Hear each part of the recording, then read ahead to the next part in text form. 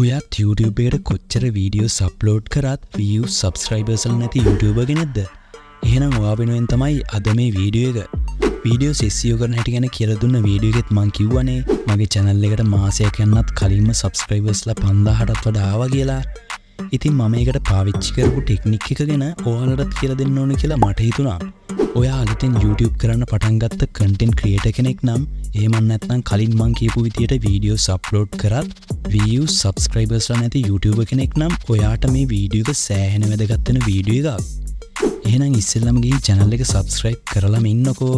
Video එක හොඳයි නම් like එකක් දාලා comment එකක් දාන්නත් අමතක කරනවා එහෙම නෙවෙයි.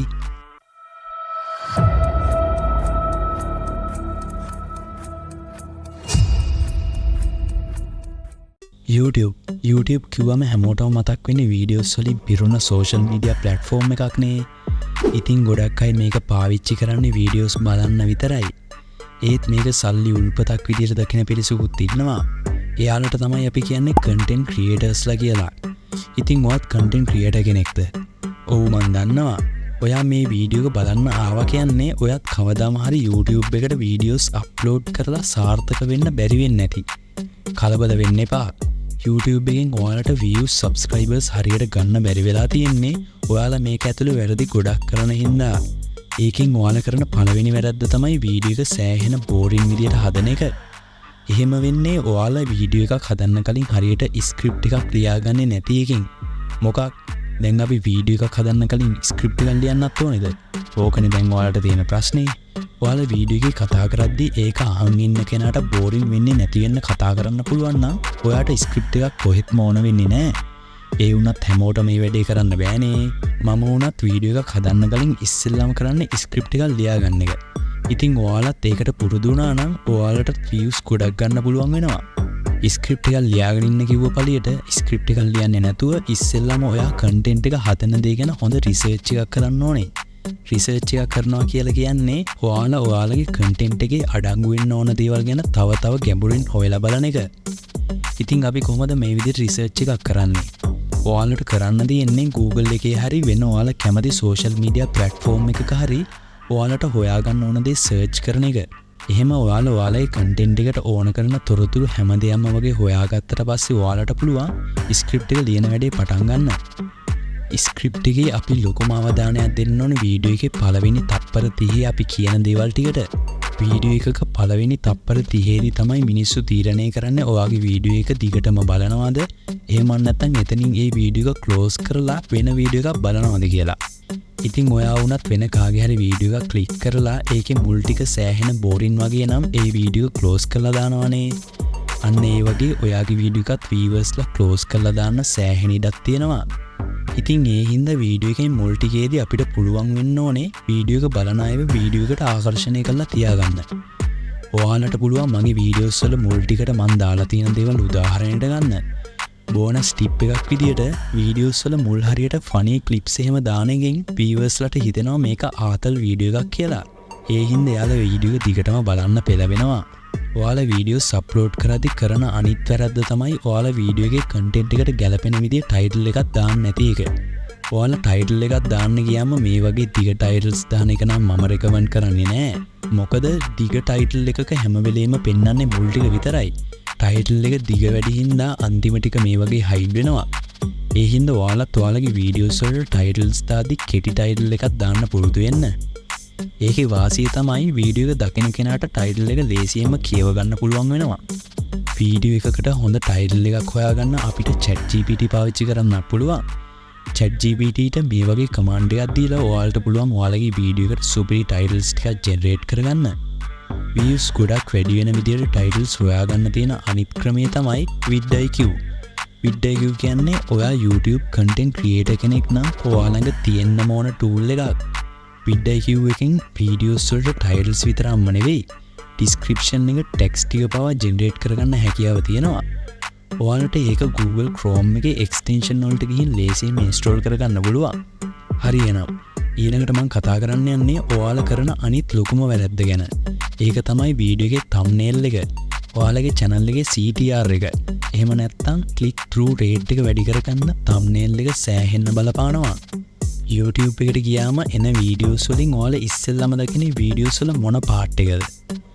ඔයාලා හැමෝම කියයි thumbnail එක කියලා. ඔව් ඒක හරියටම හරි. වීඩියෝ එකක මුලින්ම අපිට පේන්නේ ඒ වීඩියෝ එකේ thumbnail එක. ඉතින් thumbnail එක ලස්සනට තියෙනවා නම් ඔයා වුණත් නිකමට හරි වීඩියෝ එක ක්ලික් කරලා බලනවානේ. වීඩියෝ එකේ content එක හදන්න ඔයාලා කොච්චර මහන්සි වුණත් වැඩක් නැහැ thumbnail එක හරියට හදාගන්න බැරි නම්. ඉතින් thumbnail එක හරියට හදනවා කියන්නේ මොකක්ද? thumbnail එක හරියට හදනවා කියලා මම අදහස් කරේ attractive වෙන විදිහට thumbnail එක හදන එක. ඔයාලා හදන thumbnail එක attractive කරගන්න පුළුවන් thumbnail එකට light colors පාවිච්චි කරලා. light colors පාවිච්චි කරන එකෙන් viewers ලගේ ඇස් ඔයාලගේ thumbnail එකට ආකර්ෂණය වෙනවා. ඔයාලා හොඳටම දන්නවනේ Mr Beast කියන YouTuber. ඔයාලත් YouTube channel එකක් කරනවා නම් මෙයාව අනිවාර්යෙන් දන්නවා ඇති. මෙයාට මෙයාගේ videos වලට මිලියන ගණන් views තියෙනවා. නිකමට බලන්නකො මෙයාගේ videos වල thumbnails එක text එකක්වත් use නොකර photos විතරක් පාවිච්චි කරලා මෙයා කොහොමද මෙච්චර views ගන්නෙ? ඒක තමයි මම thumbnails ගැන කියන්නේ අනිත් දේ. ඔයාලා ඔයාලගේ thumbnails වලට text පාවිච්චි නොකර thumbnail එක හදනවා නම් ගොඩක් හොඳයි. ඒත් අපිට text එකක් පාවිච්චි නොකරම බෑනේ. අන්න ඒ හින්දා ඔයාලා thumbnails වලට text දාද්දි වචන 3-4ක text එකක් විතරක් දාන්න මතක තියාගන්න. ඒ text වලට දාන font style එක ගැනත් ඔයා ගොඩක් සැලකිලිමත් වෙන්න ඕනේ. මොකද text එකේ stylish ගතිය වැඩි වුණාමත් ඒක කාටවත් බලන්න හිතෙන්නේ නැහැ. මම නම් recommend කරන්නේ ඔයාලා thumbnail එකට text දාද්දි English වලින් දානවා නම් roboto කියන font එක පාවිච්චි කරන්න. එහෙම නැත්නම් ඔයාලා සිංහලෙන් text එකක් දානවා නම් මම thumbnails වලට පාවිච්චි කරන FN ගෙම්නු කියන font එක පාවිච්චි කරන්න. ඉතින් ඔයාලට ඔයාලගේ thumbnails වලට ගැලපෙනම font එක මොකක්ද කියලා තෝරගන්න එක ඔයාලගේ වැඩක්. ඔයාලා ඔයාලගේ අතේ තියෙන mobile phone එකෙන් thumbnails හදන කෙනෙක් නම් PixArt සහ Pixel Lab කියන application දෙක මම 100% recommend කරනවා. මම නම් PC එකෙන් තමයි thumbnails හදන්නේ. ඒකට මම use කරන්නේ Photoshop. Canva කියන website එක පාවිච්චි කරලා ඔයාලට ලස්සන thumbnails ටිකක් හදාගන්න පුළුවන්. හරි. දැන් ඉතින් thumbnail එකේ ප්‍රශ්නෙත් ඉවරනේ. දැන් අපි කතා කරමු YouTube videos වල views වැඩි කරගන්න ඊළඟට ඔයා මොකක්ද කරන්න ඕනේ කියලා.